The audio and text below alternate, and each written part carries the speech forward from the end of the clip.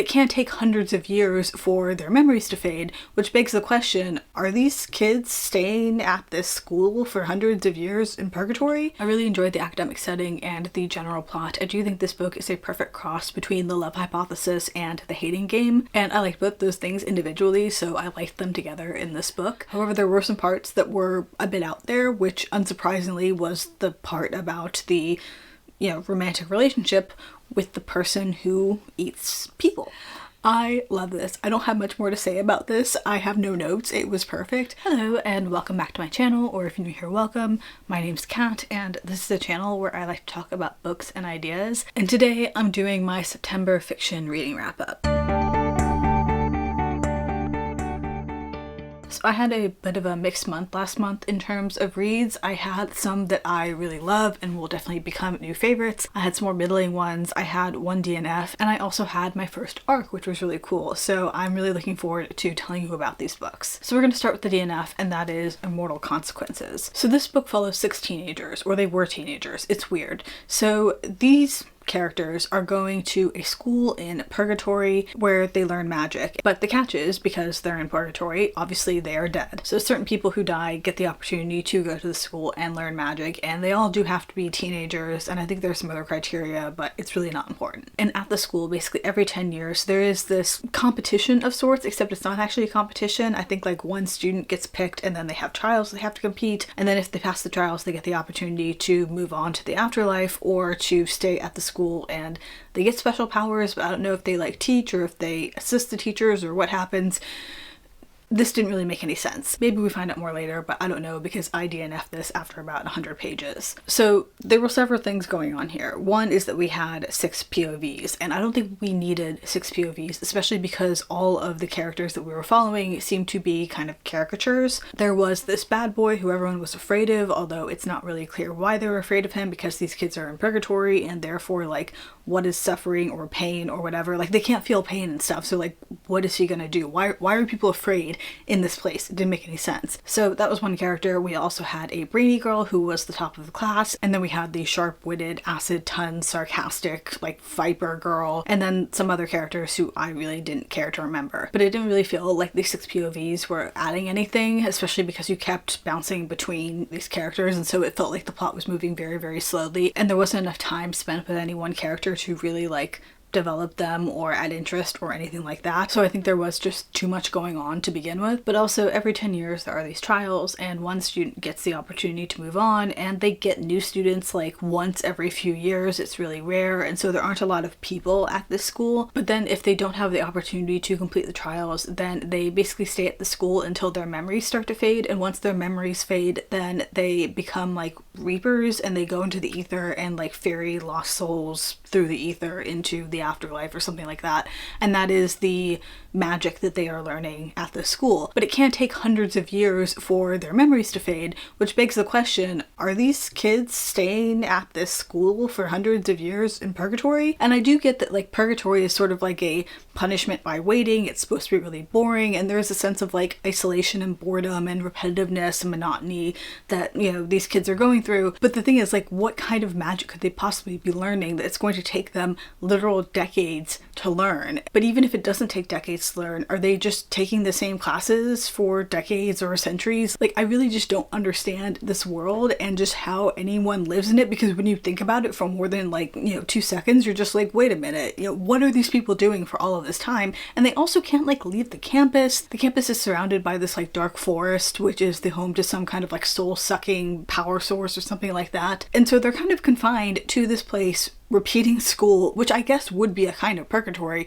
But I don't think this book was like really making commentary on that, and so it felt dumb. There were too many characters. They didn't really add much. The characters weren't very interesting. They were really just caricatures, and the setup of the book and like the world and everything, it just didn't make any sense, and I didn't care to find out, so I DNF'd it, and that was that. So I'm proud of myself for recognizing that I just wasn't having a good time and putting this down and deciding to walk away from it. So that was that one, but let's move on to something else. So the next book we have is The Dirty Version, and this is a contemporary romance. And in this book we are following Tash. Tash is an author and I think a lecturer at a university. And before the start of this book, Tash wrote this post-apocalyptic radical feminist novel that unexpectedly became a bestseller. And the story rights have been sold to a producer who's going to make a TV or streaming series out of it. But the problem is that the showrunner is kind of a dick, and he is insisting that Tash write the dirty version of her book, because basically all the sexual activity in her book happens off page, and so he wants to bring that into the TV show. So Tash is told that she has to write these scenes. Tash doesn't want to do this for a lot of reasons, but she also doesn't want anyone else to do it, and because of the way that the contract is structured, if she doesn't do it, then someone else will. They'll go and hire another writer to write these scenes, and so she is cornered into working with an intimacy coordinator, Caleb, to write these scenes. I did have a lot of thoughts on this book that I won't go into too deeply in this wrap-up, because this will eventually be in a reading vlog that I have been working on since this summer, where I went to a bookstore and tried to pick out some books on my own without, being influenced by the algorithm. Books I'd never heard of, authors I'd never heard of, and whatnot. So I went into more detail in that vlog on my thoughts on this book. But this book really focuses on the push and pull between the sort of radical feminist message that Tash is trying to get across in her book within this book, and what she sees as the sort of cheapening of her work, making it tawdry and whatnot by inserting these smutty scenes. And her view is that any sex on screen is essentially voyeuristic and pornographic, and that puts her immediately at odds with Caleb and his entire job. So while I do think that the messages and the conversation the author was trying to have in here about sex and sexual violence in film and the sort of feminist analysis of that and whatever were interesting, I don't know if these characters were the best placed to bring that message through. Tash comes off as very immature. She is easily angered, quick to judge, regularly assumes the worst in people, and is often rude and sulky in a way that's just not fun to read. And Caleb is kind of the exact opposite. He is this very progressive feminist man working in this profession that is usually the domain of women. He calmly explains to Tash why TV and movies have to work differently than books, and why things that she did in her book can't really work on screen just because they are different mediums. And he's this very much sort of idealized progressive feminist man. But there's something about his characterization that was just a little too perfect, and it sort of threw me off, and I was just is he gonna turn out to be a giant misogynistic asshole? He doesn't, spoiler, because otherwise this would not be a romance, but it did just kind of feel like he was a bit too perfect, and that made it just a little bit uncanny. He did feel like a bit of a caricature. So while I did enjoy parts of this, and I can also acknowledge this was well done in the sense that Caleb and Tash are oppositional mirrors or something like that. They are very much direct opposites, but in a way that sort of works with each other. And also the fact that the plot of this book sort of mirrored in a way the plot of the book that Tash wrote.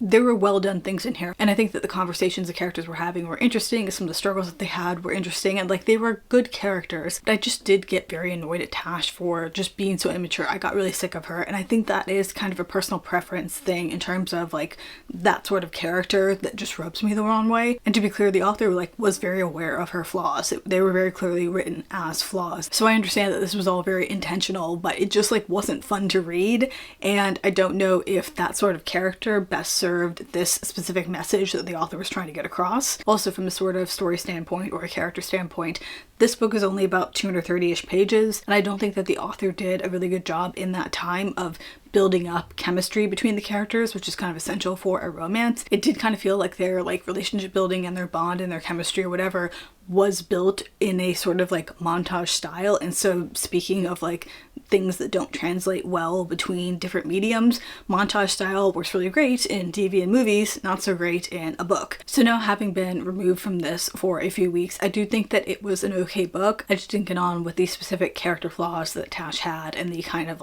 person she was. So I just really didn't feel like I either did or wanted to connect with her. So there were definitely some interesting elements here, and I would probably consider reading more from this author, but I do think that this one was a bit of a miss for me. So this next book is very exciting. This is my first arc, and I saw this being advertised somewhere on social media as similar to Ali Hazelwood, and Ali Hazelwood is one of my favorite authors, so I decided to go to NetGalley and see if it was on there and apply for it on the off chance that they might approve me. I think I've only ever applied for one arc before. I didn't get it, so I wasn't really expecting anything, but I was very pleasantly surprised when I got the email that said I've been approved for this. So that was really fun, and I downloaded it and took it with me me on holiday and basically spent the entire holiday binging this book. So this is Love and Other Brain Experiments, and in this book we are following Frances. Frances is a postdoc neuroscientist who is slogging through the unstable hell of temporary contract life, flitting from university to university across the world in search of an academic position that will allow her to actually stay in one place for longer than a couple of years. At the beginning of the book, she's on a plane from Europe to New York on her way to Columbia University, where there is a 2-week conference where she's going to be able to geek out about science with her colleagues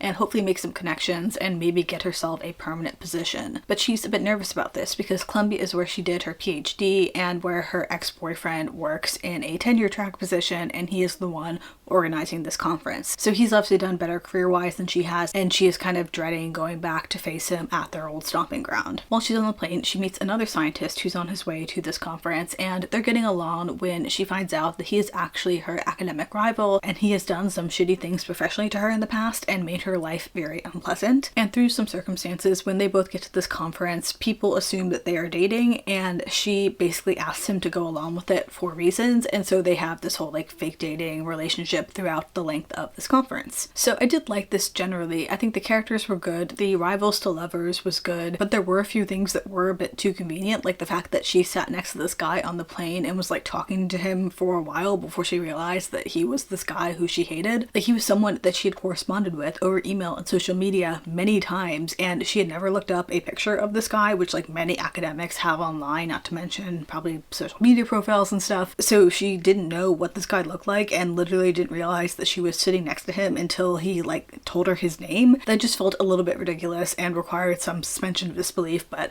after we got past that point, it was a bit more believable.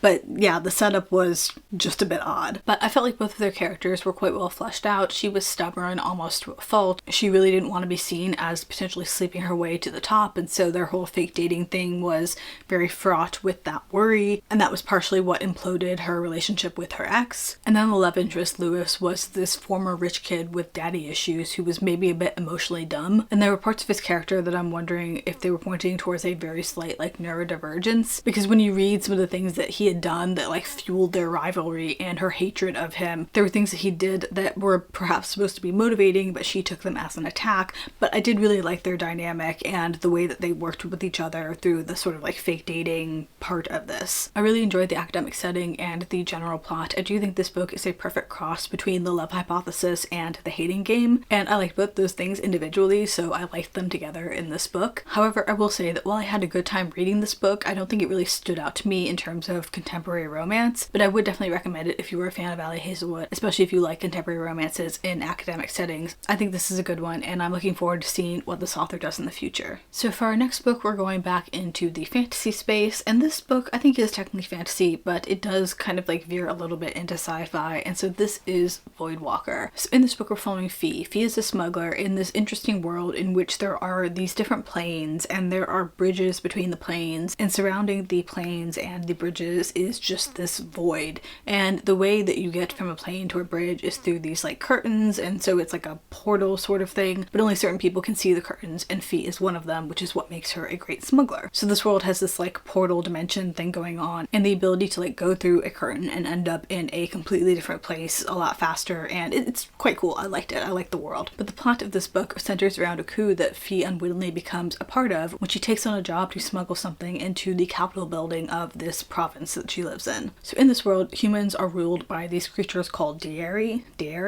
I'm gonna go with Daeri. And the Daeri are immortal beings who feast on human flesh. And in the past, they have hunted humans, but now there is like a truce between them. And the Daeri are like more advanced technologically, and so there's a deal where the Daeri say, hey, we will give you this technology and our assistance in exchange for sacrifices so that they can eat. So the Daeri lord who oversees Fee's province is targeted by his neighbor who attempts to overthrow him and take his land and whatnot, and Fee, for reasons, becomes part of a plot to put him back in power, and there's also a romance in here as well. So this was interesting.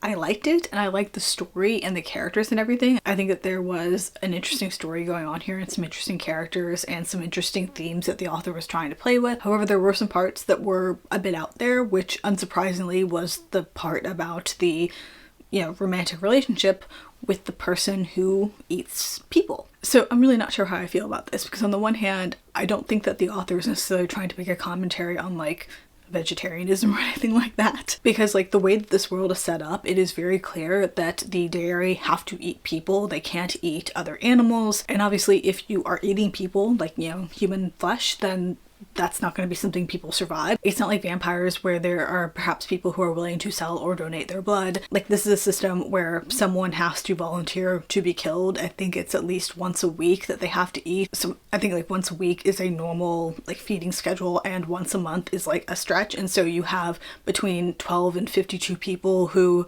are being volunteered in every one of the provinces that exist in this world. So there's not only this element of human sacrifice, but like it's a decent amount of sacrifices. I think that the element of like a sacrificial person, you know, person who has to be sacrificed to the gods or, you know, to some kind of monster in the wood, like that is a thing that definitely happens in fantasy a lot. But this sort of like very normalized schedule of sacrifice, I think, is not something I have read before. And it was interesting because there was some discussion about like how people get chosen or how people volunteer to go and become the Lord Dairy's meal, but I don't know if there was like enough exploration of that in here given like the world that the author set up, because I think that if this were a thing that had happened in the world, there would definitely be some like shitty dystopian systems that humans would put in place to choose who gets to go to the beast. And I think that this very much seemed not like something that people were like happy about, but something that people were very accepting of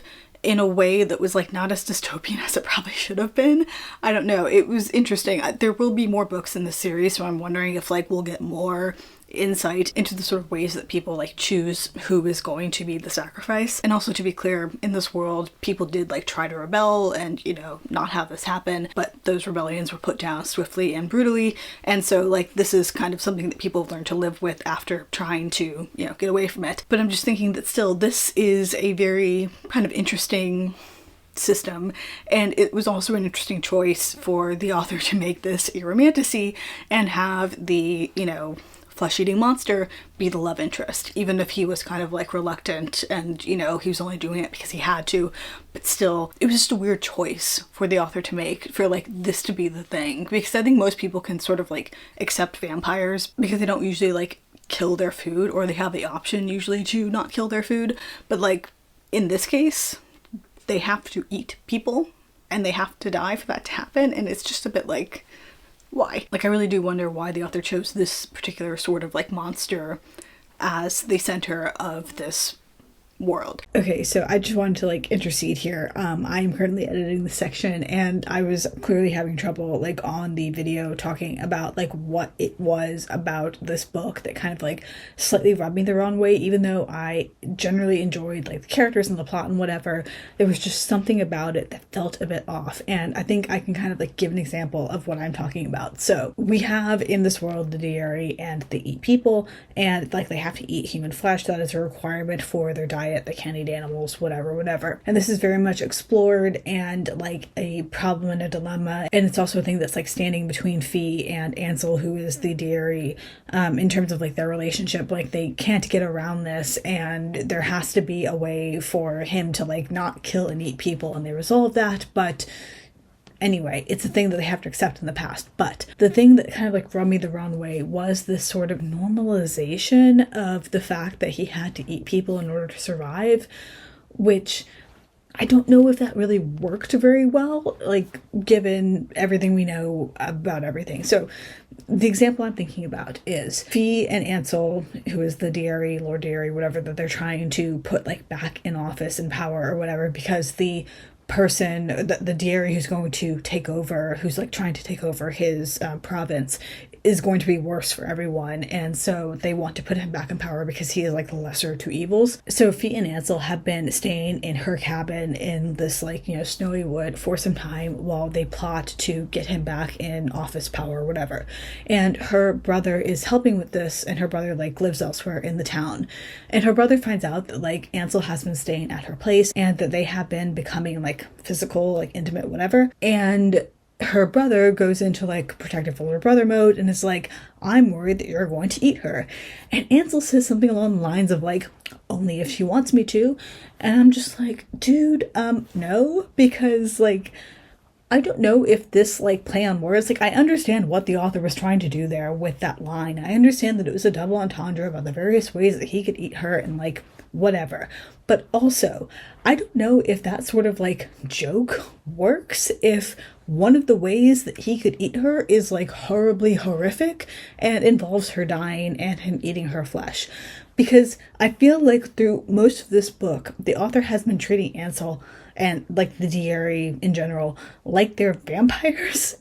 And I don't think it's a one-to-one sort of comparison because, again, depending on the lore and whatnot, vampires will leave their prey alive, and also like drinking blood and eating flesh are just like two different things. I don't know if it's a socialization element or like a deal where we become used to vampires as love interests in like pop culture, because there have been like 1001 books that have been written where like a vampire is a love interest and where the drinking of blood might be characterized as sexy. But I think that really only works if like the drinking of blood doesn't involve the victim dying. Like, I think if that's the case, then it automatically becomes like not sexy. So, and I also understand why some people wouldn't like that element of like vampirism, or like why that wouldn't be construed as sexy. Like, I get that, it's fine. But I also understand the other side where like that is definitely like an intimacy deal and whatever. So I can understand the sort of like construing vampire feeding as sexy, fine. But there is no world in which the consumption of human flesh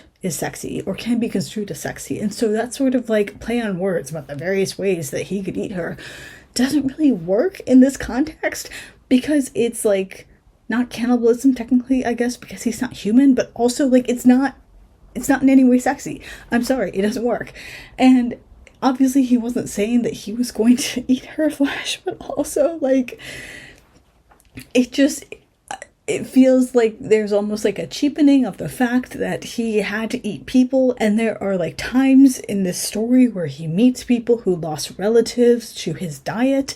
And I'm just like, I don't think the author is like, I don't know, paying enough credence or dues or whatever to the fact that like she created this world where he eats human flesh. And he's still joking about it, despite the fact that like he does have reservations about doing this and all kinds of stuff. So like, I'm not going to get into like the, I don't know, psychoanalyzing these people or anything like that. But I do think that the book felt a bit blasé about the sort of like flesh-eating element where it really shouldn't have been. And again, I don't think that you can treat this like vampires, because it's not the same thing. And it's also like there is just inherently like a bit of more grossness. I don't know, maybe it's a socialization thing, but also maybe it's just like a reality thing. Just anyway, we're not gonna get into it. It's not super important, but I think it is relevant to what I'm talking about. So like, that is an example of what I mean when like I was a bit uncomfortable with the way that this was sort of set up. It did kind of feel like there wasn't enough respect for the fact that like he did kill people and eat them, and people like lost relatives and friends and whatever to this. And like this was like a horror that he brought on, not that he specifically brought on the humans, but like that his kind brought on humans. Anyway, again, we're not going to get into that. We're not going to spoilers, not going to get too deep into this, but like it was a bit of a weird world. And also because we are not dealing with like a pre-existing sort of creature like vampires, this was a creature that the author completely made up. I was just wondering, like, why did you choose this? Why was it flesh eating? Why wasn't it a knockoff vampire or whatever? It did just feel like an interesting choice, and I did wonder if the author was being maybe a bit of like an edgelord, trying to be like, you know, I have the biggest, baddest monster as my love interest. I'm not sure. And yeah, anyway, so I'm not going to go into it too much. I did generally like the book, but just like, there were some elements where I was just like, are we sure we've thought this through? Okay, cool, whatever. Anyway, let's go back to Cat in the Past. Anyway, we're not going to go too much into that. Maybe there will be some more insight into that in the next book. I don't know. I will probably read the next book because this was interesting. I did enjoy it. It was kind of fun, but I still do think I am very appropriately uncomfortable about the fact that our love interest eats people. So that's all I'll say on that. I don't know if I necessarily recommend this, but if you're like okay with that sort of as a concept and the sort of like, I don't know, exploration of the dilemma around that, which again might go into the sort of like vegetarianism argument, maybe pick this up. It might be interesting. I don't think it was bad, but it was just like some interesting choices that the author made here, is all I'll say there. So that was that, and let's move on. So the next book we have to talk about is The Blood Phoenix, and this is the sequel to Of Jade and Dragons. And in this book we're following Ying. Ying lives in this village where her father is the leader, chief, headman, something like that, and is also an engineer, and has inspired in her a love of creating and tinkering with her inventions. And this isn't something that's usually seen as for girls in this Asian-inspired fantasy world, but because it's a small village and because her father is the leader, she's allowed to do what she wants. But at the beginning of the first book, Ying's father is killed and she is with him when he dies, and some stuff around his death leads her to suspect that the Engineers Guild in the capital, which her father used to be a part of, might be responsible for his death. So Ying travels to the capital and disguises herself as a boy to enter these trials to become an engineering apprentice, to investigate the guild and figure out why they might have wanted her father dead. I can't really talk about this book without spoiling the first one, but obviously we are following with the actions and choices that our characters made in the last book. In terms of my thoughts on this, one of the things I liked about this is that we got another POV. So the first book was entirely Ying's POV, and in this we get some from her sister as well, and we get more focus on two other characters who we didn't really see as much in the first book. So that was nice, and we got to see like a different dimension of what was going on in this kingdom. There was also a romantic element to this, and in both the first book and in a lot of this one, I was really wondering like how the author was going to resolve the conflict between the characters, because both books involved a love interest repeatedly keeping information from Ying and making decisions for her, and that is not like setting us up for a good resolution and like a healthy relationship and stuff. And so I was wondering like where that was going to go, because they keep butting heads about the fact that he is like very controlling for her protection, but also like he needs to respect her independence and whatever, and that's not a sort of like quality that you want in a love interest. You don't want the duology to end with him being a controlling asshole. And so I ended up being surprised with the way that this book ended, but I also thought that the ending was very appropriate given where the characters were, and especially like what happened in the last quarter of it, and like the big sort of problems that like kept happening. And I was just like, this can't resolve the way I think it's going to resolve, but also like, is it going to go that way? And it kept me guessing, and that was good. And I think that this probably didn't resolve the way that a lot of people would have liked it to resolve, because I don't think it was really a neat little bow. It did resolve the story, but it also left some things open, and I wonder if the author might, you know, be setting up for like a sister series or something like that. So I generally enjoyed this. I really liked the first book. I liked the sort of engineering element. I liked the world that the author built. This is silk punk, which is like Asian steampunk, and I thought that was really fun. And so I really enjoyed that. I liked the characters and all of that, and we got more of that in here. And we also got this sort of like discussion of the dilemma of inventors, especially inventors and, you know, engineers and, you know, more technical people, and their participation in war and, you know, making weapons and what the ethical implications of that are. And we had a little bit of that in the first book, but we really got into that more in here when there was like more of an actual threat of war and these inventions being used and the potential that it would destroy people's lives and civilians and all that.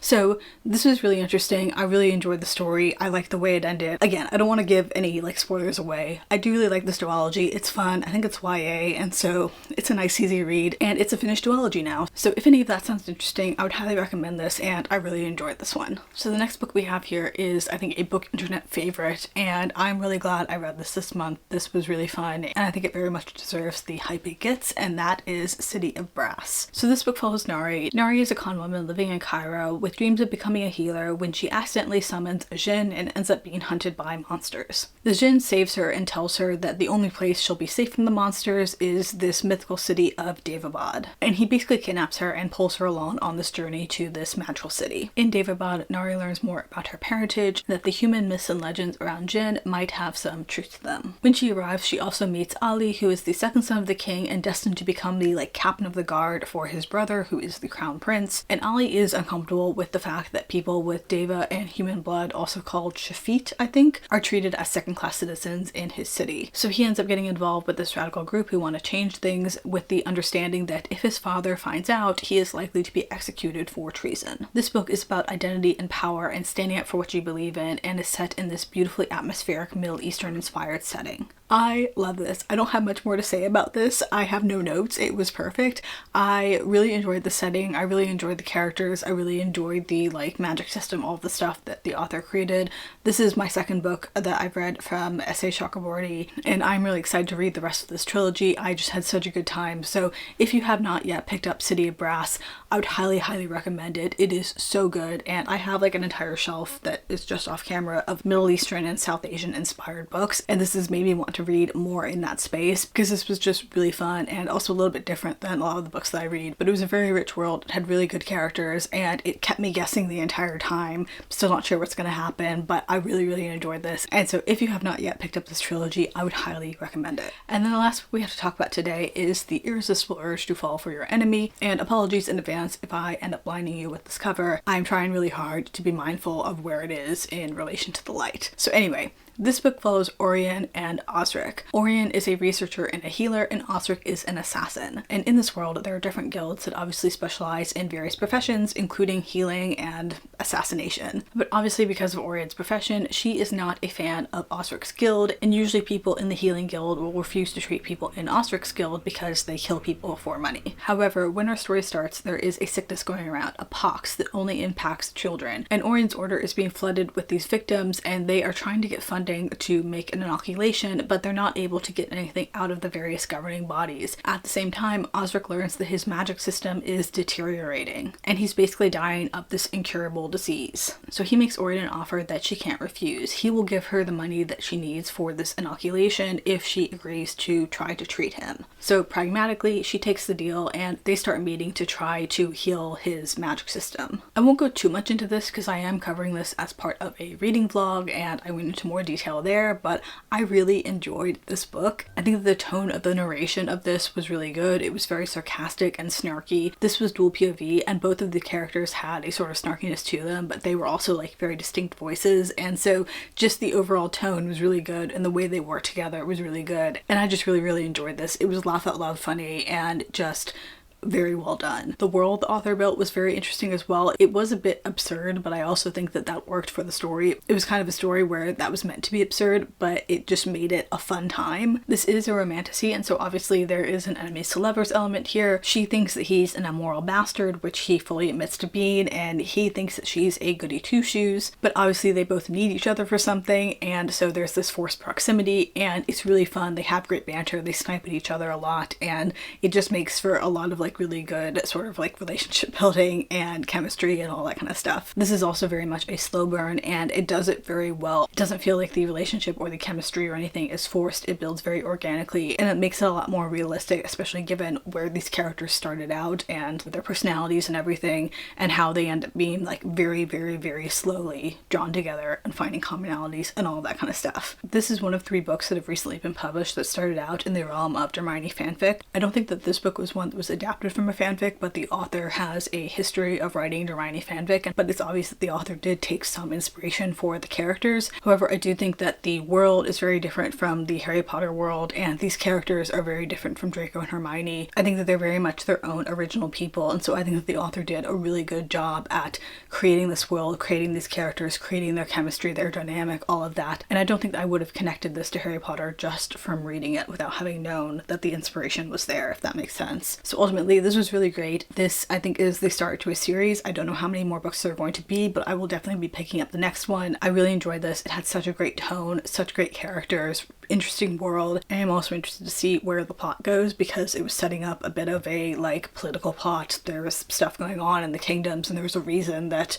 all of this sort of like stuff that was happening around the characters was happening, and so I'm interested to see where that's going to go, what the author's going to do with it. So I'm happy to say that this was definitely a win. So that's all we have for today. Let me know if you read any books in September that you really loved. I'd love to see what other people are reading. I hope you liked this video. If you did, please like, and if you'd like to see more of me in the future, please subscribe. I hope you're having a great day wherever you are, and I hope to see you in my next video. Thanks very much. Bye.